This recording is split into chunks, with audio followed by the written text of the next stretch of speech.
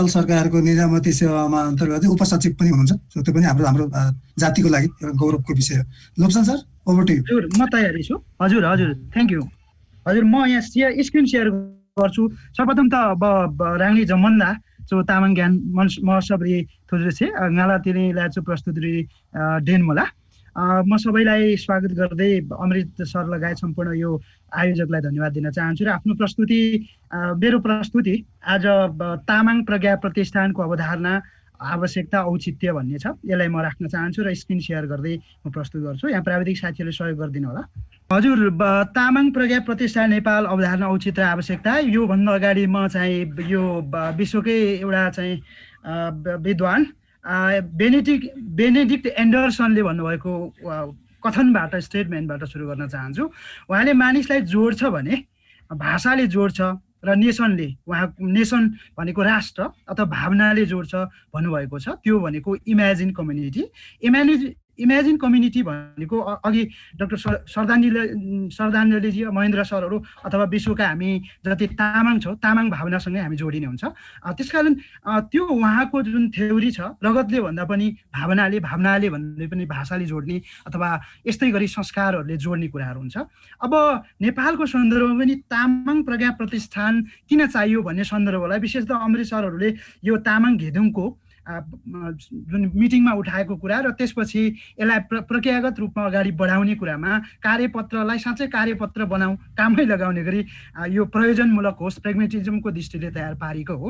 म यसलाई सरसटी अब अरूको के छ र हाम्रो के छ, हामी कसरी जान सक्छौँ, समयको पाबन्दी पनि छ, म सर प्रस्तुत गर्दै जान्छु। पहिलो त यो यसपटकलाई यस्तै भयो, अरूको अनारै हेरेर चित्त बुझाउँछौँ। अर्को वर्ष चाहिँ सायद तामाङहरूको तामाङ प्राज्ञहरूको हामी राख्ने प्रयास गर्नेछौँ अथवा हुनेछ। जस्तो यहाँ शताब्दी पुरुष नेपालमा चाहिँ जातीय हिसाबले मूलधारका जुन जाति बाहेक चाहिँ यो नेपाल भाषाको पहिलोचोटि तयार भएको रहेछ। यो नेपाल भाषा प्रतिष्ठान तयार भएको रहेछ। अहिले कीर्तिपुरमा छ उहाँहरूको अनुसार। मैले सर यसरी अरूको भए रहेछ भनेर मात्रै यसलाई स्मरण गर्न खोजेको, हामी कहाँ छौँ भन्ने कुरालाई लिन खोजिएको। अब यहाँ किरात राई प्रतिष्ठानको पनि राम्रै कामहरू भइरहेको हामी पाउँछौँ। त्यस्तै गरी याक्थुङ लिम्बू प्रतिष्ठानले थुप्रै मेटेरियलहरू, थुप्रै बौद्धिक प्राज्ञिक कामहरू गरेको फिल्डमै मैले पाएको छु। त्यस्तै गरी नेपालका जाति भाषिक प्रतिष्ठानहरू के छन् त, नेपाल भाषा एकाडेमी नै पहिलो छ। 1992 मा यो तयार भएको रहेछ। यसको मोडल चाहिँ के रहेछ भन्दा संस्था दर्ता ऐन 2034 अनुसार भएको रहेछ। एउटा मोडल यो पनि रहेछ। याक्थुङ लिम्बू प्रतिष्ठानहरू अरू मैले सोधेन, दुईवटा मोडललाई चाहिँ मैले प्रायः अरू सेकेन्डरी सोर्सबाट लिए। फर्स्ट सोर्सबाट लिएको चाहिँ किरात राई प्रज्ञा परिषद पनि रहेछ। यो चाहिँ किरात राई यायोखा माथत, यायोखाको विनियम अन्तर्गत रहेछ।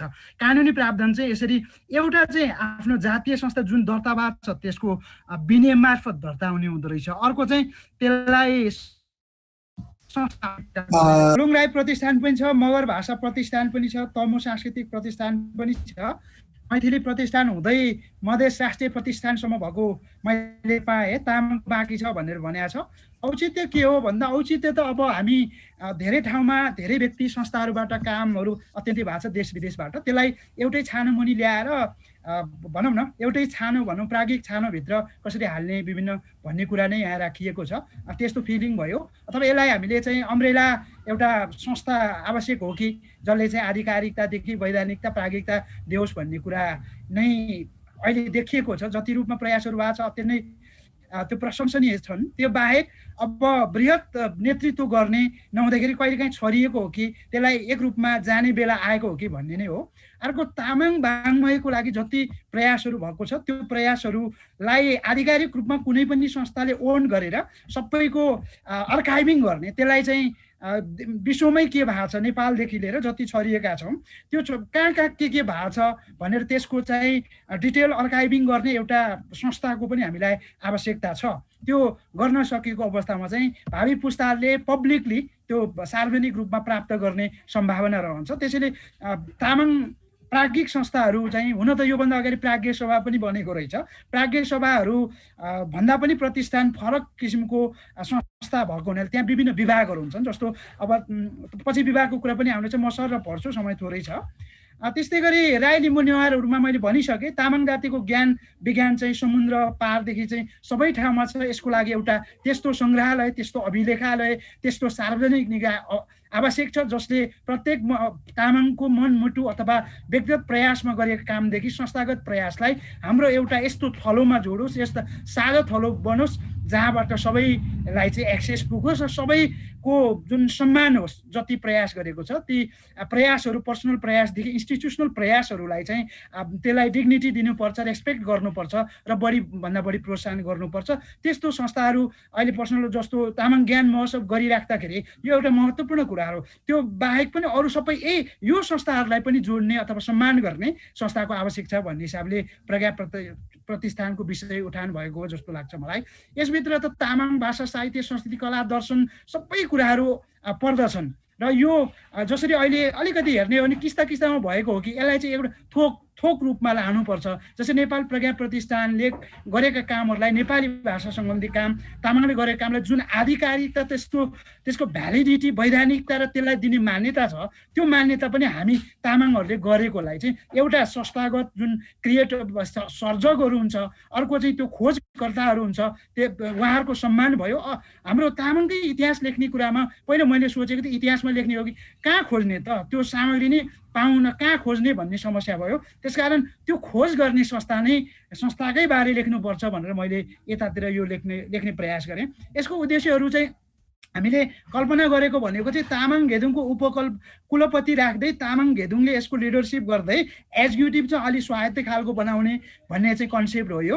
यसमा चाहिँ तामाङ भाषा साहित्य लिपिदेखि जे जति ज्ञान विज्ञानका जुन अपार हाम्रो सम्पदा छ, एउटा त्यो स्टोरेज छ, मूर्त अमूर्त सबै कुराहरू, त्यसको जीवित सङ्ग्रहालयको रूपमा त्यो चाहिँ जीवित एउटा चाहिँ लाइभ जुन अर्काइभिङ गर्ने एउटा त्यस्तो अभिलेखालय बन्नुपर्छ, जहाँबाट चाहिँ अध्ययन अनुसन्धानका विभिन्न जुन एस्पेक्ट्सहरू, क्षेत्रहरू, सेक्सनहरू छन्, ब्रान्च, त्यो सबै क्षेत्रलाई छोएर अथवा सबै व्यक्तिलाई पनि छुनु पर्यो, तामाङलाई छुनु पर्यो, क्षेत्रलाई छुनु पर्यो, त्यो सबैको एउटा टावरिङ चाहिँ एउटा संस्था। जसरी एउटा चाहिँ नेपालमा रोहितहरूले चाहिँ तपाईँको तिलगङ्गा हस्पिटल बनाए, त्यस्तै ठुल्ठुला कामहरू गरेको छ, ओल्डसम्म त्यो पुगेको छ। जस्तो डाक्टर बालकृष्णज्यूहरूले गर्नुभएको कामलाई उहाँसँग भाषा आएको हुँदा पो उहाँसँग मेरो सम्पर्क भयो, होइन भने भेट हुन्न, फेरि यो संस्था भयो, सुरेश सरसँग सम्पर्क भयो। यसरी चाहिँ हाम्रो एउटा लिङ्केज, लिएजन कुनै एउटा त्यस्तो अब गार्जियनसिप गर्ने, लिडरसिप गर्ने समग्र तामाङले यो हामी सबैको हो भन्ने खालको चाहिँ त्यो भ्यालु एड गर्नको लागि कुनै संस्था हामीले खोजेको हो। अब यहाँ धेरै कुराहरू उद्देश्य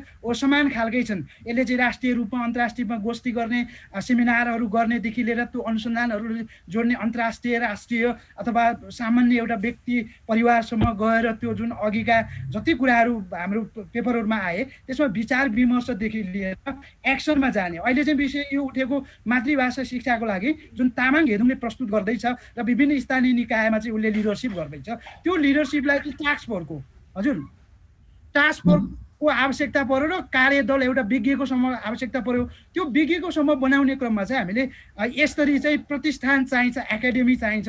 त्यो एकाडेमीभित्र विभिन्न फ्याकल्टिजहरू हुन्छन्, त्यो फ्याकल्टीहरूले गाइड गरेर, गाइड चाहिँ अहिलेसम्म होइन कि त्यो पुस्तान्तरसम्म हुन्छ, त्यो पर्सनल लेभल र इन्डिभिजुअल इन्स्टिट्युसनमा नभएर चाहिँ त्यो कमन एउटा त्यस्तो इन्स्टिट्युसन बन्नुपर्छ। जसरी के अरे प्रज्ञा प्रतिष्ठान नेपालको नेपाली भाषाको लागि ओल्डमा अरू चाहिँ इङ्ग्लिस जस्तो ब्रिटिस काउन्सिलहरू जस्तो छ, हाम्रो थ्योरी पनि त्यही थ्योरीको ग्राउन्ड रियालिटीको आधारमा हामीले यो कल्पना गरेको हो।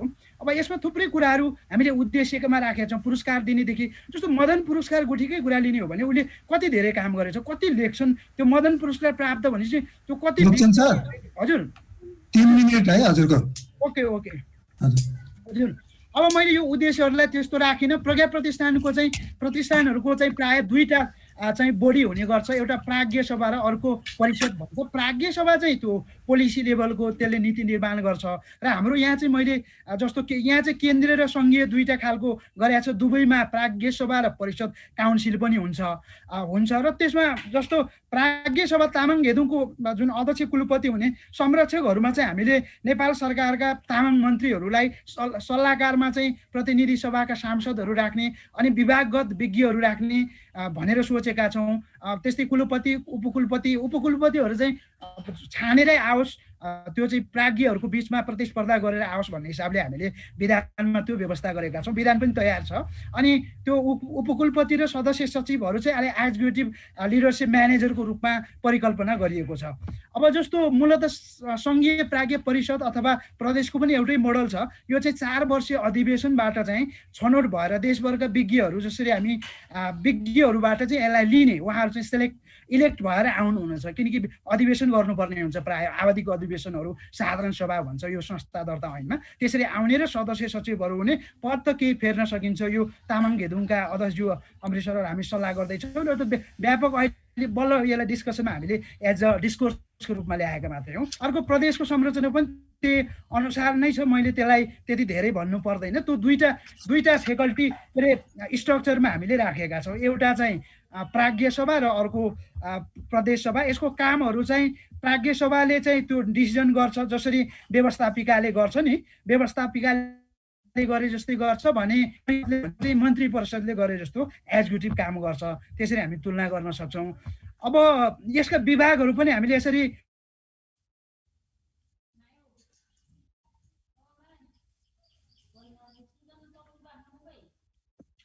राष्ट्रिय तामाङ विभाग, विज्ञान र सूचना विभाग, यसले होस् पहिला चाहिँ एउटै लिड गरेर अथवा गार्जियनसिप गरेर त्यहाँबाट चाहिँ विश्वभरि नै अथवा local to globally keep in टचमा गएर चाहिँ त्यसको सेयरिङ हुनसक्छ भन्ने हो। अब प्रदेशमा अलिक कम भए हुन्छ, लोकल लेभलमा चाहिँ नेपाल सरकारले नै खोल्नुपर्छ, स्थानीय तहले। यो चाहिँ केन्द्र लेभलमा हामीले खोल्ने भन्ने कुरा हो। अपेक्षित उपलब्धिले हुन्छ भन्दा टोटल तामाङ जाति समुदायले गरेका प्राज्ञहरूले गरेका अथवा त्यो क्षेत्रमा भएका सम्पूर्ण तामाङको सङ्ग्रहालय, अभिलेखालय, पुस्तकालय के भनौँ, त्यो यस्तो अर्काइभिङ निकाय तयार हुन्छ। त्यहाँ चाहिँ सबैको चाहिँ मनमुटु विचार योगदान सबै सम्मान गर्ने थलो हुन्छ भन्ने, सबैको कदर गर्ने, सबैको योग्यता मूल्य प्रतिभालाई एकै ठाउँमा ल्याउने थलो, मूर्त अमूर्त सम्पदाको चाहिँ अनुसन्धान हुने, आधिकारिकता, वैधानिकता प्लस सबैको चाहिँ के त स्वीकार्यता पनि भनौँ, ती सबै कुराहरू प्राप्त। त्यति मात्रै होइन, नेपालदेखि विश्वभरि तन मन धन सबै छ। ती कुरा पुस्ता दर पुस्ताको रूपमा एज अ ब्रिजिङ गरेर जोड्ने एउटा थलो बन्छ। र हामी चाहिँ एउटा रैथाने तामाङ अहिले जुन कुरा गरिरहेका छौँ, तामाङको ज्ञानदेखि लिएर ओल्डको चाहिँ ग्लोबल्ली यो विज्ञान सूचना प्रविधिको जुन क्षमता छ, जहाँ जहाँ रहे पनि त्यो नेसनालिटीको हिसाबमा त्यसलाई चाहिँ यो संस्थाले जोडेर र अन्तत सबै संस्थाहरूको पनि एउटा मूल संस्थाको रूपमा यो रहन्छ र यसले ग्लोबल्ली र लोकल्ली सबैको चाहिँ जोडेर अर्काइभिङ गर्छ, जोड्छ र त्यस्तो भूमिका निर्वाह गर्नुपर्छ भन्ने